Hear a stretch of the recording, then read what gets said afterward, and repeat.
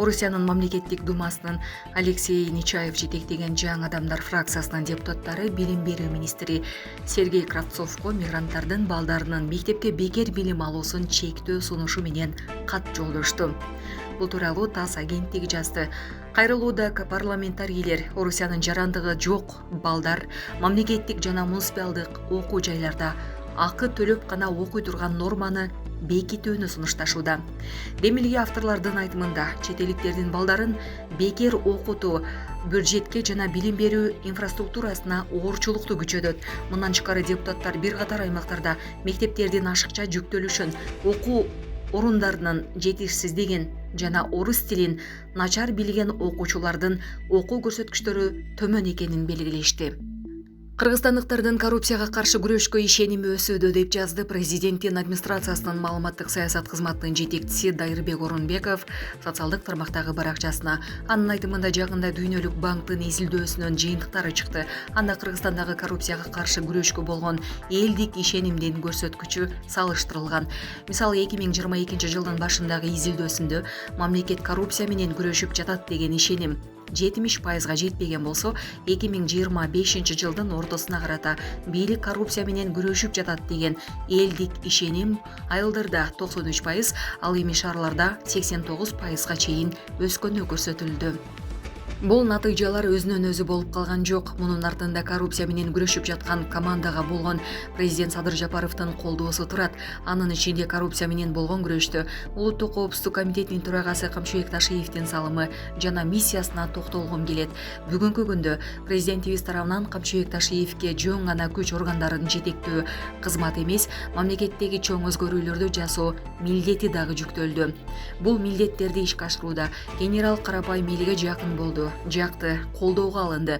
Бирок ошол эле кезде чачынан көп душман чогултту. Анын душмандары уюшкан кылмыш топтордун калдыктары, коррупционерлер, мамлекетти талап тонуп жегендер, бүгүнкү күндө Кыргызстандан качып кетип, алыста тиш кайрап отургандар көп эле болсо керек. Ага карабастан коррупцияны тазалап, жеке колдорго өтүп кеткен мүлктөрдү мамлекетке кайтарып, аны менен эле ти болбостон учурдагы команданын дагы таза иштөөсүн системага салып жатат.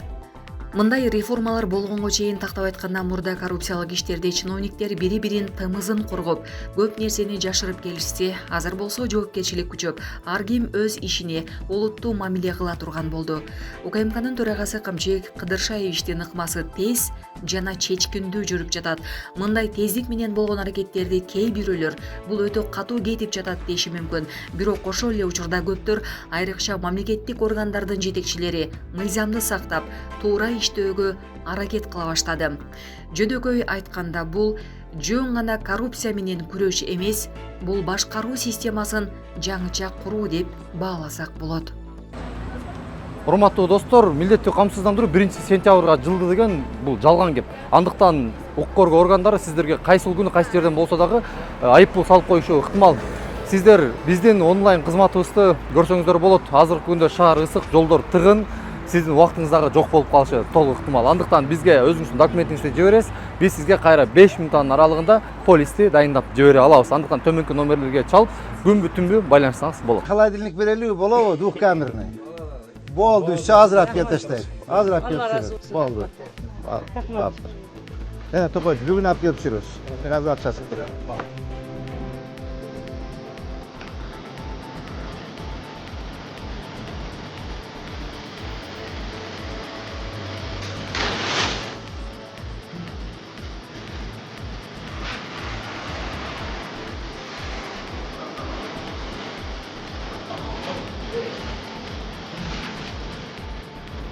Üstün sekner aplasa.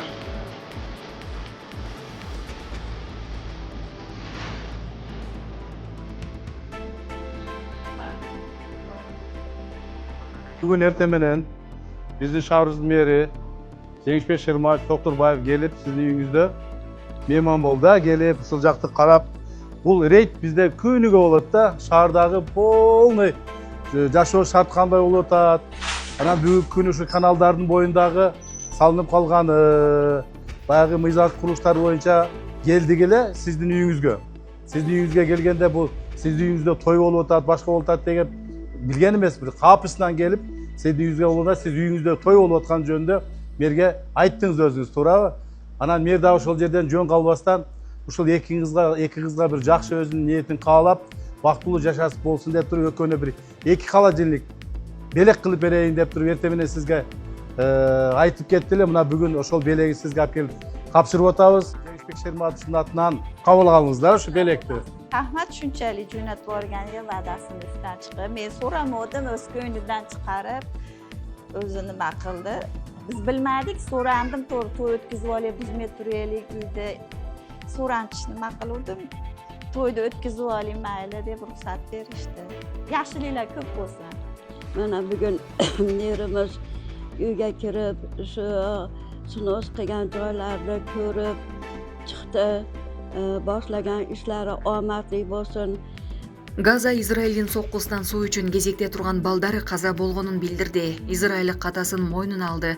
Газанын өзгөчө кырдаалдар кызматкерлеринин маалыматына ылайык, жекшемби күнү сектордун борборунда жасалган Израилдин аба соккусунан 10 адам каза болду. Алардын арасында суу үчүн кезекте турган 6 бала бар.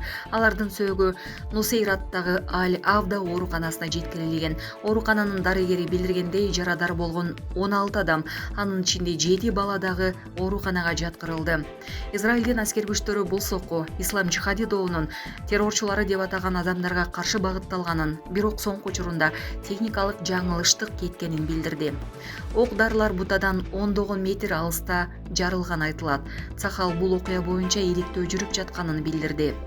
Ошондой эле Израиль армиясы чабуул учурунда аймакта болгон курмандыктар тууралуу кабардар экенин кошумчалап, карапайым жарандардын арасында жоготуулар болбош үчүн мүмкүн болушунча аракет көрүүлөрүн жана бейгүнөө адамдарга келтирилген зыян үчүн өкүнүп турганын айтты. Кыргыз эл баатыры Камчыбек Ташиевке Кыргыз эл баатыры деген нам туура эмес берилди деп Азимбек Мектазаров жала жаап чыкты. Урматтуу Азимбек аке, сиздин ким экениңизди эл абдан жакшы билет. Сиз сарсаана болуп кыжаат болбоңуз, ичиңиз күйбөсүн. Кара ниеттик, кара санатайлыктын да чеги болот. Камчыбек Ташиевке Кыргыз эл баатыры деп эл эчак эле 12 жыл мурда берип койгон. Урматтуу коллегалар, ушул жерде 2010 жылкы июнь окуясында катышкан көптөгөн биздин депутаттар отурат.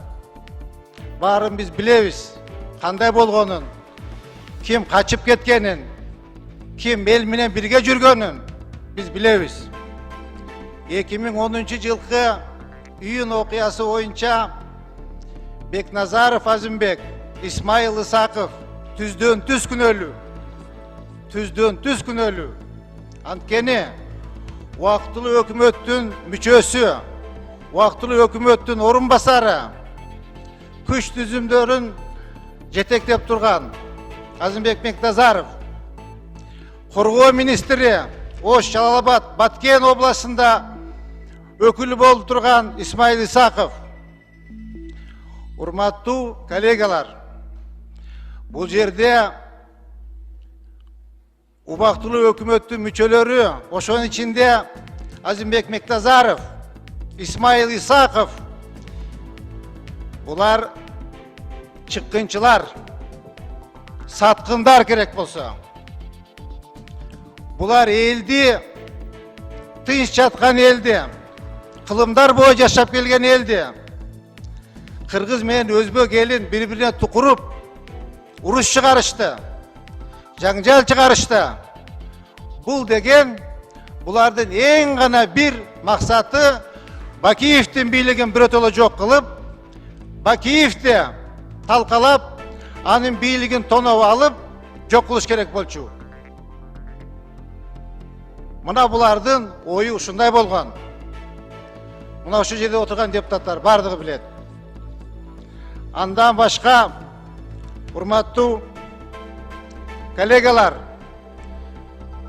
Азимбек Бекназаров айтты, Камчыбек Ташиев качып кетти деп. Мына эл турат, журт турат. Эгер эркек болсо, эл алдына барсын, Eldi topta bereli. Kim el menen жүрdü, kim kaçıp ketти. Men oşo jerde çındıkta aytpasam bolboyt, urmаттуу депутаттар. Oşo jerde men başынан başlap etegine çeyin çoğu жүрдüm. Beknazarov'tu bir jolu gördüm. Eki kara üstögü jol tandabasta avtomatчиктер менен, охранасы менен келип, Uğud'un eteğirek жагында biz менен жолукту. Ошондо Камчыбек Ташиев бар болчу, Талант Турдумаматович бар болчу. Эгер калп айтсам, ошол жерден бир көрдүк, качып кетти. Башка биз ал кишини көргөн жокпуз. Чындыкты айтыш керек. Ошол жерде Жалал Абад областы боюнча комендант болуп турган Кубат Байболов, анын түсүн да көргөн жокпуз. Biz buna Kadıcan Batыровдун университетине ел чогулуп турганда, университетти аткылай баштаганда, Азимбек Бекназаров, Исмаил Исаков, Байболовтар Каралма деген курортту кой жеп, арак жеп жатышкан.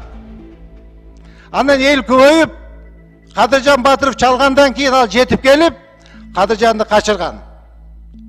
Бирок Кадыржанды дагы булар пайдаланып, кийин сатып жиберишти.